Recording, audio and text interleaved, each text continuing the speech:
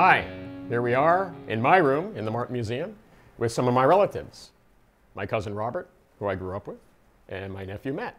Hello. Matt works here today, as do I, and Robert is helping with a lot of different things, including occasionally redesigning the museum. And I thought I'd talk a little bit about this being a family business. Of course, I'm the sixth generation business founded by C.F. Martin Sr., and there's just been a wonderful book published about his involvement with the acoustic guitar and the transformation of that guitar into what we today call the Western guitar, the flat-top steel string guitar. His son, C.F. Jr., kind of a steady Eddie, carried on in his father's footstep. His father was the founder, the entrepreneur. C.F. Jr. dealt with a lot of stuff going on in America in the mid-1800s. A couple of wars, Spanish-American War, Civil War, economic upheavals. Every couple of years there was an economic upheaval. So it's just amazing that he was able to carry on. Frank Henry joins the business around the turn of the 19th to 20th century, and he finds a more stable economy, and he is actually a little more entrepreneurial. Embraces the mandolin, the ukulele, and there's, again, another ukulele boom going on. This is the third one the Martin family business has been involved with. And then Uncle Herbert and my grandfather. I never met Uncle Herbert. He was destined. He chose to join the family business. And unfortunately, in his late 1920s, got appendicitis. Your mom had appendicitis, I think. Yes, she did. Same kind of thing. Appendix burst. Exactly. Your mom survived. Yes, Yeah. barely. Yeah. Uncle Herbert didn't, unfortunately. And that was the impetus for my grandfather to join the business. It's my understanding that he did not necessarily plan to join the family business. He had gone to Princeton. I believe he was planning to go to Harvard to get a master's or perhaps a doctorate and teach economics. But his brother dying, and then he gets drawn into World War II, had eye issues, and so wasn't able to participate in the war, but met Daisy, my grandmother, and in part of the war effort, and then joins the family business, works with his father for many years, and then takes over for his father. Shepherds the business along. My father shows up and joins the business the year I was born, 1955. I had a chance in the summer to attend a film festival, and the film that really impacted me was one about the Greenwich Village folk scene. And it's a fascinating movie. It's really worth seeing, and it really highlights what was very important at that time in the early 1960s. Folk music up until that point was often very, very chummy, very pleasant, and all of a sudden things started to happen. There was discrimination, there was the Vietnam War a little later, things that caused folk musicians to begin to, through music, communicate their concern about these very important social topics. It's a great movie. The only thing I thought when I left the movie was, I wish my father had been able to see it, because that was his era. He caught the folk boom in the late 1950s, and in fact, the reason we're in this building is because we couldn't make enough guitars over at North Street to satisfy the demand during the folk boom, thanks to groups like the Kingston Trio. We move into this building, we start to catch up, and folk music and rock and roll collide. And I'm starting to come hang out a little bit. My parents got divorced when I was 3, so I didn't grow up here, but I would come back and visit. And I remember my father and his peers being a little bit confused about the people that were playing that folk rock music. You remember, the hippies. And my dad was not a hippie. He was from the Beat generation, and so there was a little bit of a disconnect there. But he was like, okay, whether I agree with them or not, my father's era, the drug of choice was beer and tobacco. So there's a whole another ballgame. Martinis. Martinis, right, yeah. But anyway, and business was great. And so that's when I started to get exposed to the company by coming, visiting, and then as I grew up into high school, and then through college, coming back every summer and working out in the plant, and then ultimately getting a degree and working in the office. So Robert and I, and my brother Douglas, may he rest in peace, who worked here briefly, and my sister Georgianne, and our cousins, my other cousins, we would go to the Martin picnic at Bushco Park. and I have to tell the pretzel story. Go for it. All right. So, you know, we would go every year, and you know, the company was nice. They let me drag my extended family. I mean, everybody else kind of brought their nuclear family, but because I was Chris, I got to bring, you know, my extended family. My other grandparents had a farm up in Saylorsburg. So we would have this big picnic, and it coincidentally was right around the time of Pop's birthday. So if you remember, we'd always have a cake. Right. And one year they bought him that Barco Lounger chair, if you remember that he enjoyed. So we'd have the cake and the picnic, and you know, it'd be all the Martin employees and their families and their kids. And one of the rides at Bushkill Park, and Bushkill Park was pretty cool. It's an old style, small old style amusement park that unfortunately was on a floodplain. And they had a train that went around, and a wild mouse, and an old carousel, and an arcade.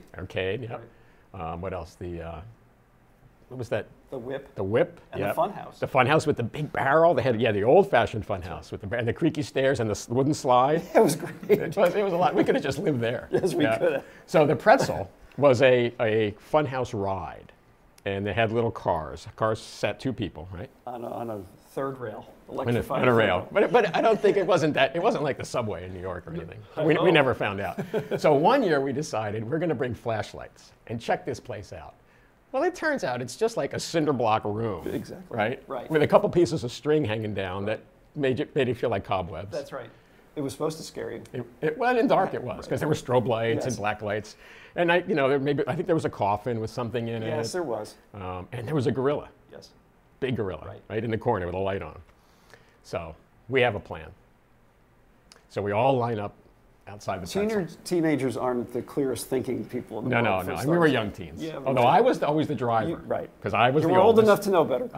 I was. But I got corrupted by the rest of it. And so I was always the driver. And there are other stories about like how many cousins we could fit in a Volkswagen. Right. That story should go untold. So the plan is we all line up. 2, 2, 2. So there's 6 of us. Yes, there is. So we're going to get 2 in the first car, 2 in the second car, 2 in the third car. We go in. As soon as the first car enters the pretzel, those 2 people are out. That's right. They're out of the car with flashlights. And they go over and they grab the gorilla. Okay? And they're ready. Second car comes in. Second car, I think, was just kind of a in-between car. A buffer car. A buffer car. Yeah. Although the second car had a purpose. Well, yes. And then the third car. So the third car comes in, those people jump out, and their job is to just create an empty car. Correct. The first 2 people take the gorilla and put it in the third car. Right. Then timing is critical because they're spaced out. Right. So as the first car is actually going to go out of the building and empty, we need to we had to get 3 people in the first car. That's right. Right. So 3 people get in the first car just as it pops through the doors, and the operator might have thought something was amiss because car went in with 2 and came out with 3, but he didn't know what to make of it. And then those 3 people go, they just kind of wait, and they're watching. Second car comes through the big metal doors, 3 people in it. So now there's the 6 of us. And then, bam, the metal doors open up, and the third car comes out with the gorilla in it. And the ride operator looks at the gorilla, looks at the 6 of us, and by now we are holding our stomachs, laughing hysterically. He shuts the ride down and chases us. He is upset and chases us through the amusement park, but we lost him on the carousel. Right. Perfect. And what I recall about that incident is it was not the first time we tried. We were trying by trial by fire. We didn't put the gorilla in, but we were trying to get in and out of the cars as fast as we could. And so 2 of us would go in, but 2 different people would come out. Right. A little test runs. We worked at this for a while. Yeah, we did. That is a sort of an important part of my legacy with you, because those years that I spent, the early years when George Sims had his property in Saylorsburg, our roots start really with our great-grandfather, George Sims, who married Ella and had 4 children, my grandmother, your grandfather, and John and Vincent. And I guess because George set up his practice in Lyndhurst and needed to get away from this full-time doctoring thing that he was doing in Lyndhurst, needed that refuge in Saylorsburg.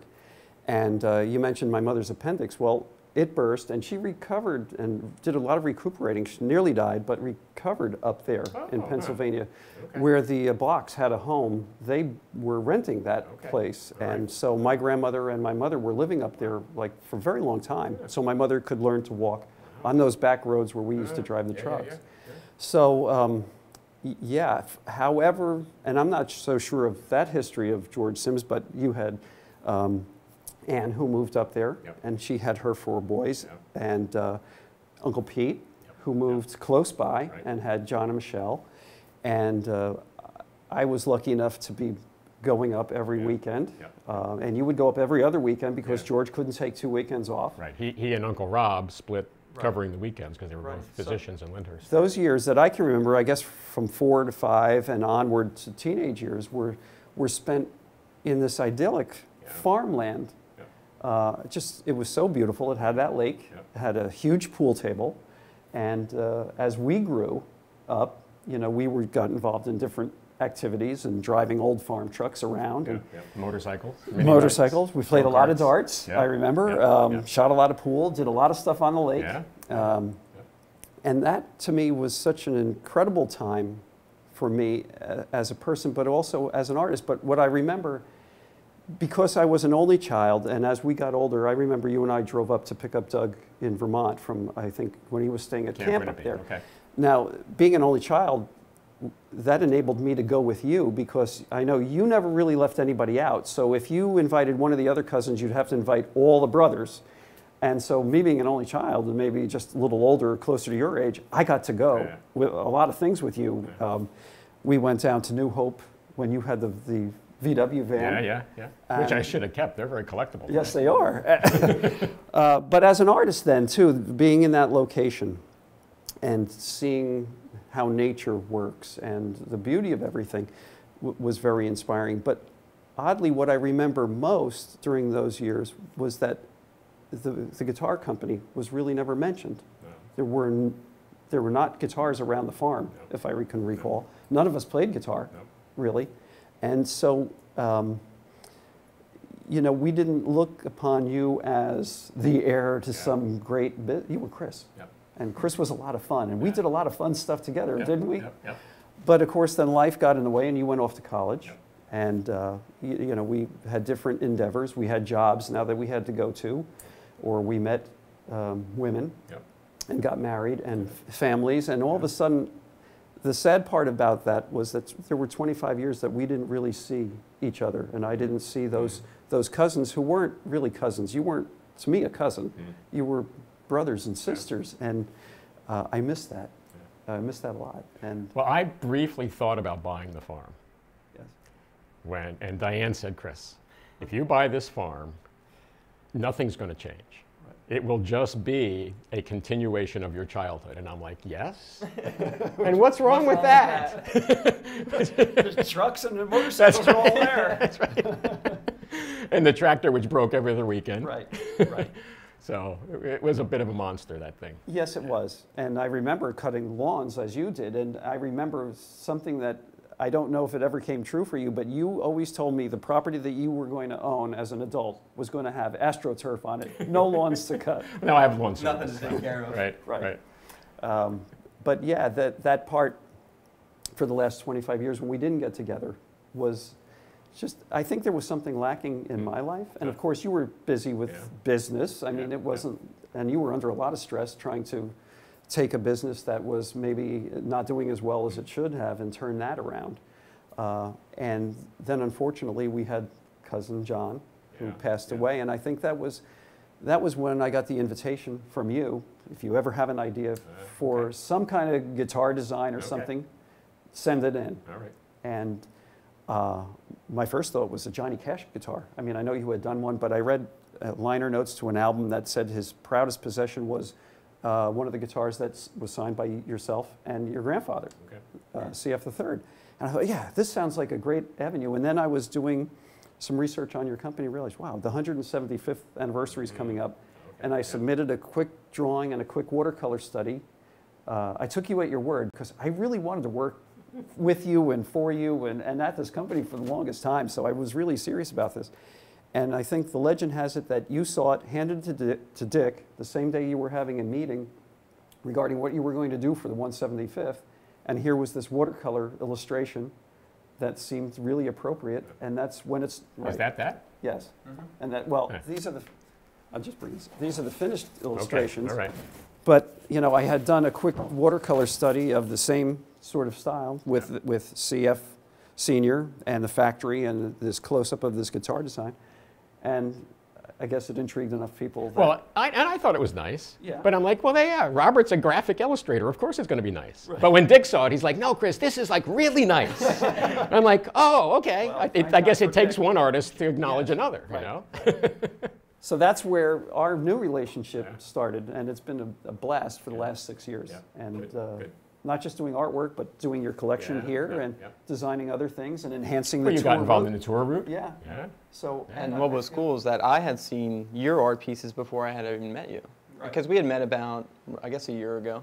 Okay. And then that was when we started learning about each other and actually learned more about your extended family and stuff. So that was really cool. Right. And of the three of us, only one plays the guitar. Sorry. I strum badly. Me too.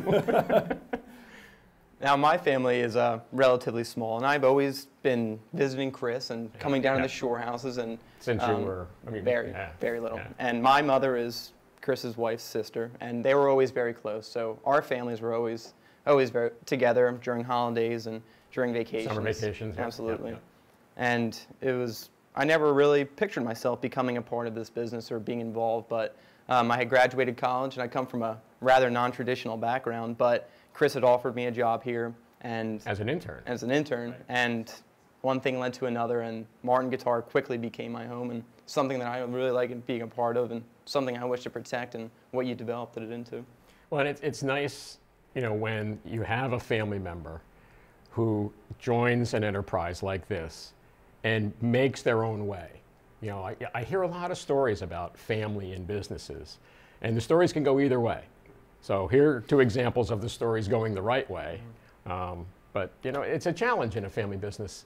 The blessing is you know your family. The curse is you know your family. Right. And what struck me, because I did a design factory tour where I interviewed some of the employees on the line, and the interesting thing is it's not just one generation that has been on the line. It's been a father who's there or a grandparent, and they have also followed. And I don't know if it's because we're related, and I don't think it is, but the folks there in the factory who are working treat you like family. Everybody does, and they're kind and they're courteous, and you feel so welcome. Yeah. Well, I've said this before. You think about it, for 5 days a week, you're spending at least 8 hours a day here. Right. So you figure you sleep 8 hours. Right. There's only 8 hours left for you to be by yourself or with your family. So why shouldn't this 8 hours be as good as the rest of your life? That's right. You know? Right. And I find that to be true. I find my experience working here, knowing Matt, but knowing all of the people, officers of the company, as well as the factory craftsmen, it's just been incredible. And what I think the added experience is actually when you leave this place and go to the old North Street factory, and even though there are only a few people over there manning that, you get a real sense of how your family has come from the early beginnings, the early year, and built an incredible business and an incredible product, really, at that location. And then realized you can't build it, there's not enough space to continue this, come here.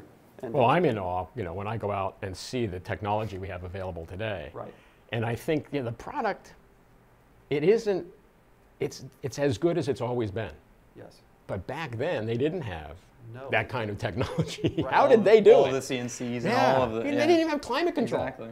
Right. The story I heard was at North Street, where they did the finishing in the summer. It can get pretty humid here in Pennsylvania. And so someone would go down to my grandfather or his father and say, the finish isn't drying. Mm-hmm. Well, the reason was the humidity. Sure. Okay, we've got to get this finish to dry so we can get these guitars ready to ship, so we can get the cash flowing. So someone at a very high level, my grandfather or his father, would issue the edict to, now this is July, it's 97 degrees out and it's really humid. And he would say, all right, we've got to get rid of this humidity. Well, back then, the way you did it was you closed the windows and turned the furnace on so that the radiators could pump heat and dry out. Oh my gosh. Yeah, oh my God. Well, yes.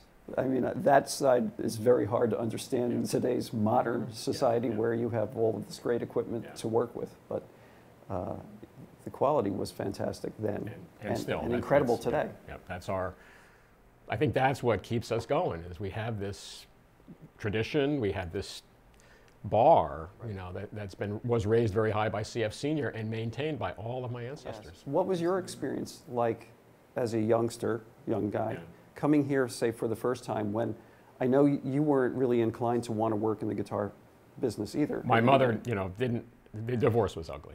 Right. It was just bad. And so my mother never encouraged me. Right. And she actually, as you know, without any legal machinations, just decided, because I would come home and I would say to her, people don't understand, she had remarried, Norman. Right. People don't understand why you and my stepfather have the last name Greth, and I have the last name Martin. And in her mind, she said, well, I'll just fix that. And so she changed my last name to Greth. No, she didn't call a lawyer or anything. Right. She just because we were moving, we were always moving with Norman. We'd go to Ohio, then we'd come back. And I think it was one of those trips to Ohio when she went to register for me for school. Right. She just registered me as Chris Greth. And back then, they didn't ask for a social security number or card or anything. And so that became my name until I got to college. Right. And they're like, you know, we need to see some ID. And I show them my ID, and it says Christian F. Martin. And they're like, what's going on? So I mean, I was really removed from it. You know, it was interesting. And again, you read stories about family businesses where a new generation rebels against it because they grew up in it. I didn't. Right. So I didn't rebel. There was nothing to rebel against. Back to the question about when you set foot on the factory floor. What was that experience like for you, not having been growing up in that environment, all of a sudden, all of this woodworking? I would come and visit for a week or two in the summer. And I would always stay with my grandparents because my father was in the midst of getting married or divorced periodically. Right. So I would stay with my grandparents, and I would come in, and my grandparents, the Martins, spoiled me rotten. You know, they had 2 weeks, so they just, you know, they pulled out Sims didn't do bad either. Pulled out all the stops. But imagine it compressed into 2 weeks. Right. So one of the things I remember is my grandmother and grandfather. My grandmother was always the one, because she didn't work. If I wasn't hanging out here, I was doing something else. I mean, we would go to Bushkill Park a couple times a week. Oh, wow. And we would go down to there's a store in town. It was a sporting goods store, but they had all kinds of stuff. Right. And so the one year, she buys me a remote control car. And I remember driving the remote control car through the plant in the tour aisles. Yeah, yeah. Wow. I did a little bit of work. I did things like package strings. We weren't making strings, but we were packaging them. Right. So I would package them. They came in the glassine envelope, but they had to go in a little box. So I would put them in a box. The other thing I did, and again, today OSHA they'd freak out. I worked with Donald in the machine room on the Tanowitz bandsaw. And my job was he would take at that point they were kind of, what's that, parallelogram? Is that something that's, okay. They were the parallelogram shaped pieces of mahogany. Right. And he would take the plexiglass template, it might not have been plexiglass then. Were there the neck fillets? Yeah. I think the templates were probably wood back then. It was just pre-plexiglass. And he would, they would nest them. And well worn from the pencils going over them over Well, and he would nest them and mark them out. Right. And then he would cut the rough billet on the bandsaw, and I had a stick. And my job is I was allowed to take the stick and push the fall off into a bin at age like 9. Oh. Now think about that today. No safety glasses, no hearing protection, no steel tip shoes, 9 years old, in the machine room, standing next to a 14-foot tall Tanowitz bandsaw. Oh my gosh. But that was pretty cool. I remember you at the Sims farm during the summer, I guess when you were much older, starting to cut out the C.F. Martin logo out of the mother of pearl. I tried to do that. It was very frustrating. It seems frustrating because I don't think I could do it. Yeah. Matt, interesting, you were playing guitar At what age did you begin? And were you playing a Actually, Martin? I've actually only started playing once I started working here. I played on and off that through happens, college me and stuff. too. Absolutely. How many guitars have I given you? A lot. A lot of the LXs. Yep. And that 175, it's one of my favorite LXs that I have. I have a D15 that I bought in a prototype sale. I have the first guitar that you gave me is for my 8th grade graduation was a 00016 gloss top that I still play regularly that I like. So. Cool. It's great. I had to buy mine. Well, it was something funny when I remember being younger, and of course there are always these ornate pieces of art in your house and everything, and I loved it so much. And I always remember hearing about Martin, the factory, and visiting and coming here and walking through, and there weren't that many guitars at your house. Yep. I never thought about it until I got older and looking back, and now I understand why now, but it was just funny that it was this huge company, made the best guitars ever, and there just weren't any in your house. The other thing that I recall, and that has stayed with me my whole life, is that caring for the environment was always on your mind. And I really admired that stance then. And selfishly now, whether Claire likes it or not, she's going to inherit the bulk of this business. Mm-hmm. What she does with it, I hope she does the right thing. She may or may not want to work here. Right. But she's going to be the owner. Right. Mm-hmm. So she deserves a seat on the board. She could probably be the director of the board if she so chooses. But I don't ever want her to look back and say, boy, why did my father cut down all those trees and not leave any for me and my generation? Right. And it's something now I think a lot more people are beginning to be aware of the fact that there's a reason these are called rare